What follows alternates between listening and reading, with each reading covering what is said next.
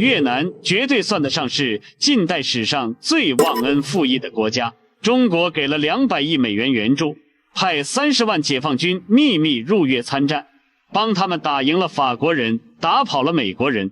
結果越南統一後僅僅1個月，卻反過頭來瘋狂驅逐國內的華僑，打死打傷中國居民300多人，制造1108起邊境流血事件，公然入侵中國的友好鄰邦柬埔寨。越南為什麼敢這麼做？背後又是誰在撐腰？從1884年開始，越南一直是法國的殖民地，直到1945年日本投降，越南才迎來了獨立的機會。但沒想到法國人又殺回來了。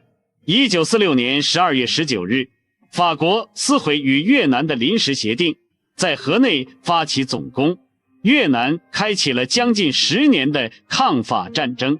抗法戰爭剛結束，美國人又來了，從1961年一直打到1973年，又是10多年的抗美戰爭。二戰之後，越南幾乎就沒消停過，一直在打仗。而中國是法越戰爭期間唯一對越南進行援助的國家，不僅提供了大量軍事裝備和物資，還派出軍事顧問團幫助越軍建設和組織作戰。抗美戰爭時期，中國更是不遺餘力，除了經濟和軍事援助，還派出30多萬高炮、鐵道、工程和通信部隊官兵秘密入越參戰，用實實在在的行動詮釋了什麼叫同志加兄弟。但沒想到卻被越南反咬一口。1960年代中蘇關係破裂，蘇聯想用越南來牽制中國，而越南的親蘇派認為蘇聯比中國強大，跟着蘇聯混更有前途，於是不惜出讓金蘭灣基地徹底倒向蘇聯。1978年11月，蘇越簽訂友好合作條約，正式結盟。蘇聯明確表態支持越南在中南半島的擴張，有了這個靠山，越南徹底飄了。1972年，抗美戰爭還沒結束，越共中央保衛局長在一次秘密報告中說，中國人是很陰險的，我們要提高警惕。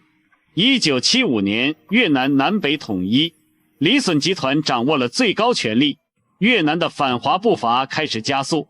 僅僅1個月之後，越南就出動20多萬軍隊入侵柬埔寨，攻占金邊，推翻紅色高棉政權。要知道，柬埔寨是在中國幫助下建立起來的，代表着中國西南邊陲的戰略安全。越南這一手簡直就是在打中國的臉。與此同時，越南在國內瘋狂排華，有計劃地驅逐華僑。到1978年底，已有超過20萬華僑被趕出越南。在邊境地區，越南更是肆無忌憚，武裝挑釁多達700餘次，入侵中國領土160餘處，打死打傷中國軍民300餘人。面對如此猖獗的挑釁，中國將如何應對？面對美國總統卡特的提醒，鄧小平又是如何回應的呢？我們下集揭曉。